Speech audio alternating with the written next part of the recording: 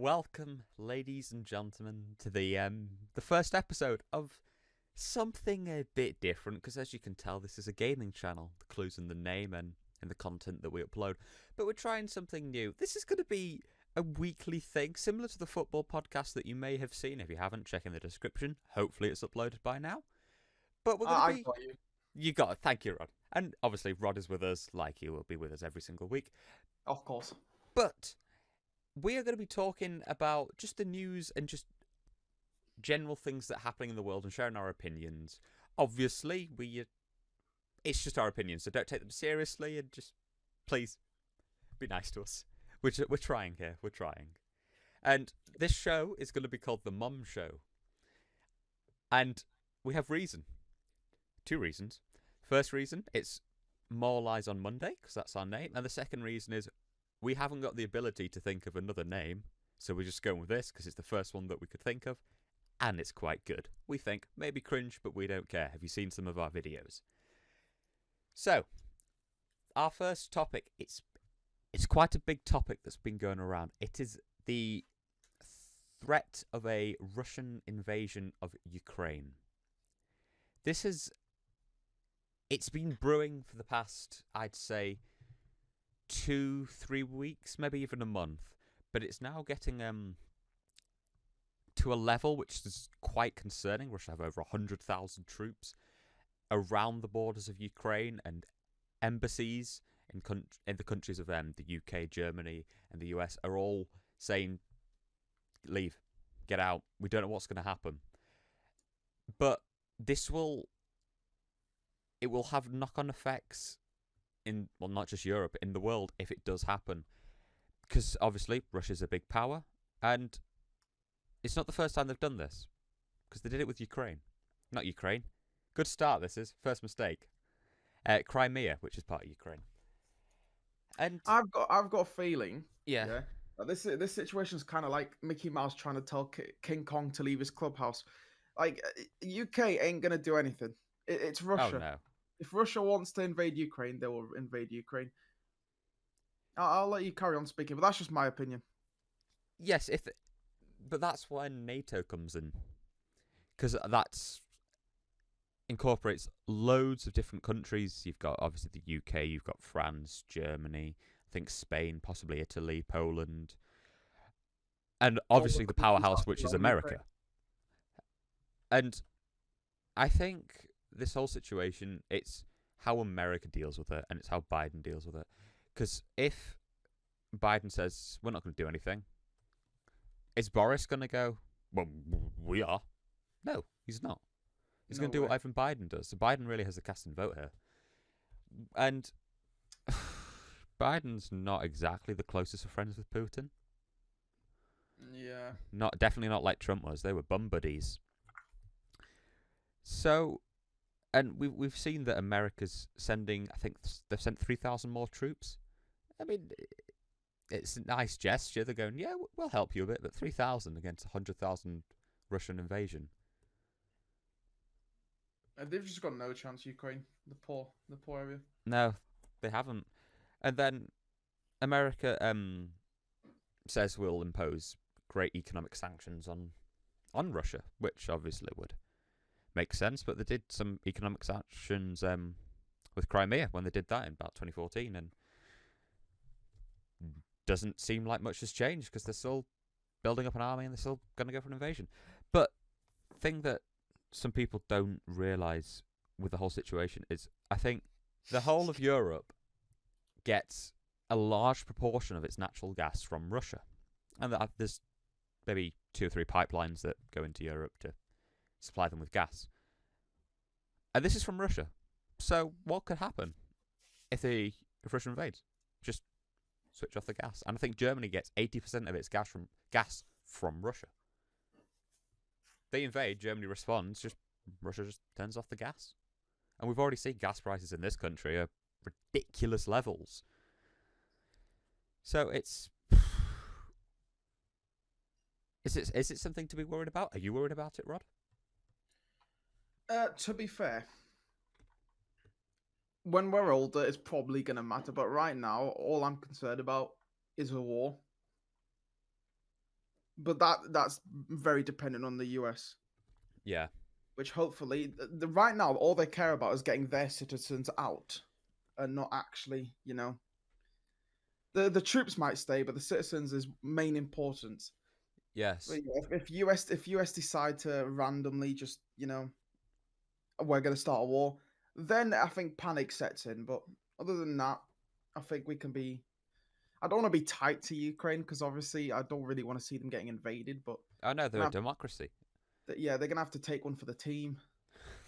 Sadly, you know. I also think that this situation could spark other disputes or conflicts because the Winter Olympics started about a week ago, and we'll talk to the disaster that is for the UK. But yeah, at the start of the Winter Olympics, the Chinese president and Vladimir Putin met, shook hands, and were all happy to see each other. So Putin's basically just sided with China because of the whole situation that's going on here. And China Yeah. have laid claim to Taiwan, even though it's internationally recognised as an independent country and a country of its own. So, if Russia invades Ukraine and there is war, well, either China will go for Taiwan or they'll just wait until the dust is settled of Ukraine, however that may turn out, and then just take Taiwan. So the whole situation could easily escalate, but then war might not happen. I mean, because we can't. Putin's a smart man. He's a former KGB agent. The guy knows what he's doing. There may be some videos of him riding a bear, fake, but him riding a bear. But he's a smart guy, and he's not going to just invade for no reason. I think he's just playing chicken with the West. But we'll just have to see how this situation turns out, and hopefully next week we can say that the whole situation's de-escalated and it's fine, and I don't know, Russia's joining the EU. Obviously it won't be like that, but we can only dream. The thing is, like, NATO is what's causing a problem here. Because obviously we can't just leave Ukraine by itself no. to get invaded. Otherwise, yeah. Yeah. Whole agreement is down the drain. Yeah, well, Ukraine's not in NATO. I know, but the NATO would. Yeah, because NATO are basically, as a group. They try and keep the peace in the world. Yeah. And right now there's yeah. They have to very get involved. unlikely. They have to do something, and that is why they're sending troops and ships and weaponry, ammunition to the region and training the Ukrainian soldiers and civilians. But yeah, we're just gonna have to see how the situation develops. But wow, that was a big topic. We knew that was going to be a big topic, and we'll move on to the topic that I previously suggested, which was the Winter Olympics. Wow. And this is going to be from a British standpoint. Let me just find the table here, because it's quite funny. So we have some certain countries here. Some at the top, obviously Norway, Germany. And you'd expect them to be at the top. That makes sense. But then people like Latvia, Czech Republic, Hungary, Australia for that matter, South Korea, I wouldn't expect them to be on the table, but they are. And we're not there at all. And there was so much hype in the country and on the media about the Winter Olympics, saying, oh, this is going to be a great day for Team GB and we're going to win all these medals, and nothing's happened, and I just think it's hilarious. I want to add on. Yeah. It's not just a disaster for the UK and Britain. It's also a disaster for Russia. Oh yes. The drug problem. Their skater. 15-year-old skater Kamila Valieva banned for a drug, which also means that Russia, in total, they had a 2-year ban previously in 2019, the Russian Olympic Committee, but right now it does not look good for them, with how many times they're getting banned for doping. So it's just a big scandal all in all, and the Winter Olympics is just not looking good for two main countries. I mean, now it's the 13th of February, and Russia are 7th in the table with 16 medals, 4 gold, 5 silver, and 7 bronze. So they're doing good Yep. in that sense. But yeah, UK isn't. It's quite funny. Not really much more you can say about this. And another topic to really showcase that. I mean, lots of these are to showcase the UK stupidity. Big news reports. The UK economy has rebounded by 7.5%. It's amazing. Higher than any other European country. Yet, it decreased the most out of any European country and is still not at the same level as all the other European countries, because France and Germany are basically at pre-pandemic levels. The UK isn't. And it's more media hype. Built showcasing it as a great achievement, yet we are still having to deal with COVID, and it still has a big impact on society. Like, how many articles have you seen when people have said their shop doesn't have staff, they can't get the staff, they're having to close early, having to open later?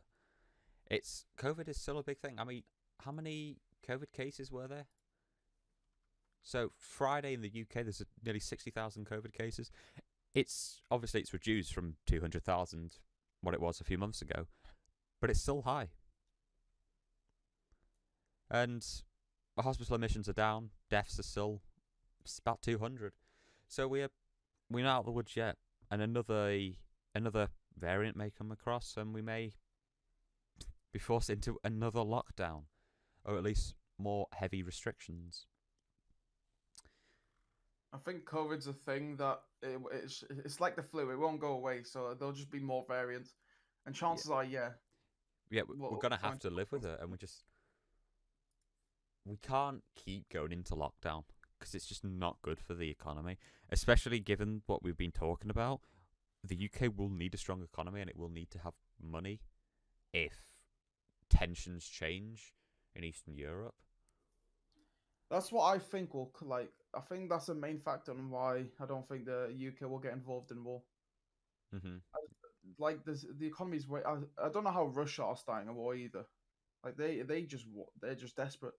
I think they're taking advantage of COVID is what they're doing. I don't think any other European country can really tolerate getting involved with what their economy is like. A war you're gonna need a lot of resources for. Yeah, and who has a lot of resources? Russia. Yep. So it's all very, very scary. That I saw. Going back to the Russian invasion, I saw some graphs about how Russia could invade, and I think they could take the capital, Ukraine, Kiev, in about 2 hours. Not 2 hours, 24 hours. I think it was 24 or 48 hours. That's terrifying, because I don't know. Actually, I think maybe Kiev's maybe 100 miles or so from the border, but still, they're going to defend their capital. Who wouldn't? Going on to the economy with the UK, they did like, it's involved with Russia and the Ukraine again. They did announce like 88 million of aid for Ukraine, just showing that a lot of money's being spent without a war even starting. So clearly, like, if that money's being spent without, like, 88 mil probably isn't nothing for the UK. Let's be real here. But still, if their economy is on the rise, you would expect them not to be spending a lot of money, even if a war's not about to start. So, in my opinion, soon enough, the economy will be decreasing again, even if there's no lockdown. Yeah. And just they've got no chance in war. I don't think like, if Russia do start a war, I think they're just gonna have to leave them to it. Plus, it's only I don't want to say it's only Ukraine. Actually, that's a bit rude. But would you rather risk Ukraine or risk a whole of Europe? Yeah, true. Because I mean, Russia is still playing economic games now with Ukraine. They're accused of sea blockade. Yeah, it's just a Black Sea violation. to try and just halt the imports into Ukraine and the supplies and the food and everything. So The Black Sea's also next to a load of NATO countries such as Turkey. yeah, and So Turkey have some I don't know if it's they're either good friends with Russia or not good friends. I don't know which one. Well, that's the same with everyone. Like, I don't think there will be. name a country who's all right with Russia. They're not friends, but they're not That's enemies. China. I mean, China's friends. Yeah, they're not allies though. You- Not allies just yet. Shall I emphasize that? Yeah, imagine them making a If they make an agreement, I say we just military agreement. Yeah, need some world independence leader to just calm world the situation. independence leader. Oh, we need something, okay? If China and Russia's together, then it doesn't matter how big US are, they've got no chance. We'll stay on the topic of Ukraine still, because obviously there's lots of news going about it. And the French president Macron was in Russia. He went to the Kremlin in Moscow to talk to good old Putin, because obviously this good Frenchie thought he could sort it all out. And they sat on the biggest table I have ever seen in my entire life. And I just thought, oh, it's just because they don't like each other. But no, it's because Macron refused to take a Russian COVID test because it would have his DNA. And next thing you know, cameras were off and they were handshaking. yeah, and then Putin's just there licking his hand to get all the DNA off and spitting it into a yogurt pot. Oh dear. Yeah. So it does show that lots of the leaders around the world do consider this as a very important time period, and they have to make good decisions. So the world leaders, Biden's talked to Putin a lot, Macron is, and obviously Boris had a phone call with Putin, which I'm surprised after the phone call Putin just didn't invade, because it was Boris. I mean, he would probably talk about Shaun the Sheep or something. Putin was probably like, if this is who I need to fight against, then Jesus Christ. Yeah, that's fine. And then he just sees a picture of Eddie Hall and goes, no thanks. Yeah. But Boris is trying to help the situation. How much he can do, what he can do to help the situation is still another question, but we will. Most of the time he doesn't help himself. So yeah, he just makes things worse for himself, and we don't want him to make things worse in this situation. Because if anything, the European leaders right now are probably in the worst state that we've ever seen them. Yeah. So a war happening now, I wouldn't be surprised. Putin's probably laughing at the state of Europe right now. He probably is, honestly. Especially I saw this on the news. Frexit, France wanting to copy Britain. I don't know why they would. It's completely ridiculous. Like they've not seen what's happened with us. So yeah, it's hard to tell after the after Brexit though, because we went straight into a pandemic. Yeah. So we can't really tell the effects on the economy. But if we go back onto it, apparently the economy's on the rise. Oh yeah, of course. It's definitely look at this country. But you know what else is on the rise, Rod? Marmite. Oh. Do you like Marmite? Australians quivering in their boots, and no, I do not like Marmite. Neither do I. Moving on. Yeah. Anyway, Marmite's had a price rise, like lots of other goods in the country. It's just because the cost of living. Cost of living is going up. What? The makers of Marmite are also the makers of soap. So Thank you, Rod. In a pandemic, I don't think that's good. Yeah. We'll just ignore that, the fact that there's a bunch of other soap companies. But you know, if you're like of Dove soap, then really good consumer advice there, Rod. Really good. I'm just saying. They also make Ben and Jerry's ice cream, which I'm very sad about. Oh. Right. Anyways, moving on. We'll move on to we'll get the sciencey stuff out a bit later. We're gonna go on to the Brit Awards because it's a big awards event that happens. There was some fumbles. Anne-Marie fell a bit. We'll play the video now if we can, and we don't get copyrighted.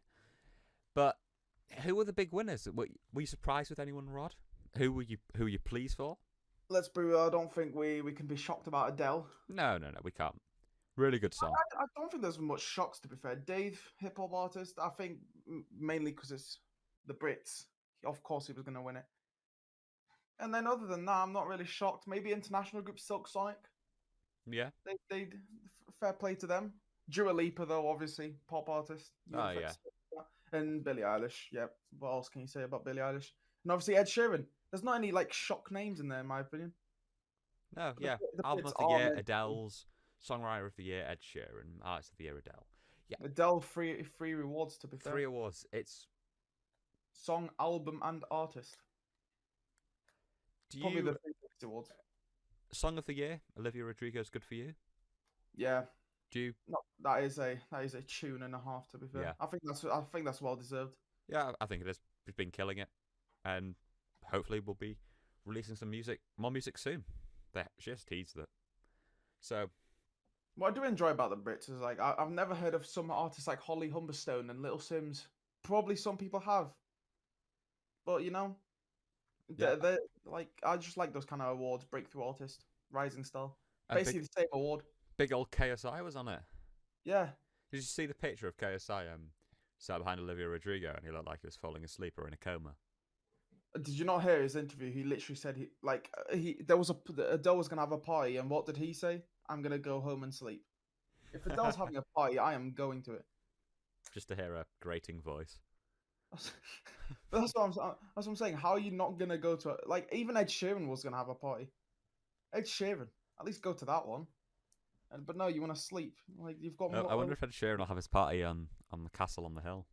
Okay, we'll move on. That's all right. I was trying to think of something for a while. Anyway, yeah, We've got brains here, so we'll move on to the science stuff. We will move on, and I'm quite excited about this. Elon Musk's Starship rocket, close to going orbital.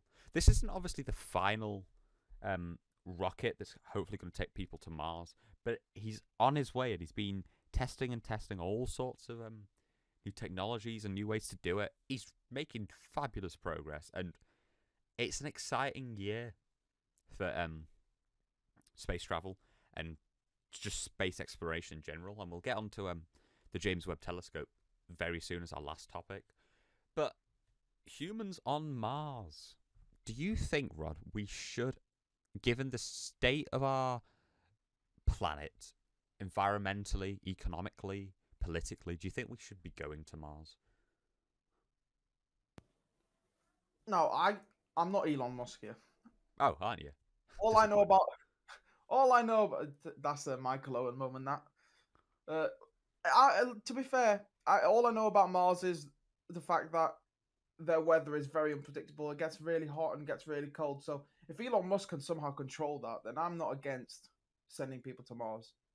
But it's going to have to be people who understand that they're probably never going to return.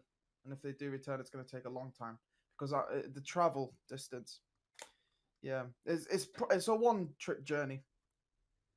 But you know, like I think Elon Musk said something about like nuking Mars. Yeah. I don't know if you know more about that, but I think they won't do that. I don't think. I think they just want to get on it, get a base set up, and just do some research on it. I don't think they'll try and terraform Mars. I think that's too much of a step, at least for now with technology and stuff. But I want to just go back to the rocket because I've just got some stats about it. It's an absolute beast. So it's 120 meters tall, and it can carry more than 100,000 kg. It can take into orbit. This is obviously bigger than the Saturn V rocket, which took the astronauts to the moon. It's huge, and the ways that they're going to be able to get people to Mars, the technology that they're going to have to do it's amazing. It almost seems futuristic. It's going to be a rocket that can land vertically. It can be reused. The boosters that carry the fuel, which is the lower bit of the rocket, will have to come back down to Earth, but there'll also be a full fuel tank, we will say, orbiting, where the living portion of the rocket will attach to the fuel tank and then take it to Mars. There's so much stuff to consider, so many dangers that could happen. But let's be fair, if anyone can do it, it's Elon Musk. I got myself the stats for Mars's weather. It can go down to minus 125 degrees Celsius. Yeah. So yeah, it's gonna need like some sort of blanket, thermal blanket to stop it. Just a little thermal blanket over. Nice, yeah. The chances of living on Mars depends on how they can sort the weather out, because Yeah, and you've also got the fact of radiation, because Mars doesn't have much of an atmosphere at all. It loses a great deal of gas every single second. I don't know how much it is, but it does lose a lot. And there's the possibility of, I think, 1 or 2 year sandstorms, and this is global sandstorms that can happen on the planet. I think Jeff Bezos said something once about it, and he said, I think, if go and live on Everest, you'll find it hard, almost impossible. Mars will be 1,000 times worse. Because there's no way that people on Earth can help you. Even communication's about 20 minutes. Because I think Mars is about 115 million miles away or something. These aren't small distances we're talking here. It's not like the moon, where I think it's only about 0.3 of a second in delay when having a conversation. So you can have a person-to-person conversation from the moon, but not from Mars. So it's a different beast, Mars is. But it will be exciting to see what scientists do find. And speaking of scientists, a new toy has been launched into the Earth's orbit, the James Webb Space Telescope. And if we're on about beasts, this one is definitely one of them. $10 billion telescope. 10 billion. This telescope is the most powerful telescope that has ever launched and has ever been used. And it will be able to see light on, I think, what was it, the infrared scale? Let's see if I can find it. Yes, it'll be able to see into the infrared spectrum of light. And I think scientists believe that it will be able to almost look back to the Big Bang. If you believe the Big Bang or you don't believe the Big Bang, that's completely fine. But the discoveries that this will make, I'm going to be blown away. We know we're going to be blown away. The stuff that the Hubble Space Telescope, which is the largest space telescope currently in orbit, the discoveries that it has made. Picture of a black hole. It's a black hole we're talking about here. This is amazing. And yeah, I can't wait. It's about June time. We're hopefully going to get the first picture. I think it's going to be the first picture. No, they haven't. Pretty sure. Not yet. It's because it's cooling down, because it needs to be very cold for all the instruments to work properly, and it takes a while for it to cool down. Yeah. But it's going to be an exciting year for astronomers and just people that are just interested in the whole thing. Now, we have our final section. It's a bit different. It's just meant to be a little fun section that we're going to try and do. And it's going to be try and make Rod laugh. You already got me laughing about what's just happened. Shut up. If you want to know what just happened, comment down below and I'll upload the blooper. Or we'll just make it into a series and just upload them. Anyway, so we're going to try and make Rod laugh. So he's just going to be sat in front of his microphone. It's going to be, obviously, unmuted. And I'm just going to read him out about 4 jokes here. And we're just going to see if he laughs. If he does, we win. If he doesn't, he gets a point. I think that's fair. We'll see how it goes. So, Rod. We'll keep a track. Are you ready? Yeah. You can hear my breath. Anyways. So, Rod, I was outside recently, and I put an electric fence around my house. My neighbour is dead against it. Oh, no. Okay. Okay, fair enough. That's 1-0. Oh, dear. No, I should have laughed at that one. What am I doing? It's all about the presentation, Rod. Oh, no. If I'm laughing at that one, I've got no chance. We'll do averages, averages. Of course, of course. These days, the name Lance is fairly uncommon. However, in medieval times, they used Lance a lot. I'm fine. I'm fine. Okay. Why did the circle agree with the triangle? Oh, no. The triangle had a point. Smiling doesn't count. And the last one, Rod, see if we can get you on this one. I have so many jokes about unemployed people. Sadly, none of them work. Oh, no. You know what? That's 2-2. I don't know if you have any more. Tiebreaker. No. It's 4. Well, I'm going to have to take it on to the next week's episode. Next week's episode, we'll have a tiebreaker for this one. Yep. Well, now it is thank you for watching. Make sure you check out our other videos, gaming videos, our other podcast. And we will hopefully see you in the next one. And if you want us to talk about anything, just let us know in the description, and we will talk about that next week. Thank you, and goodbye. Goodbye.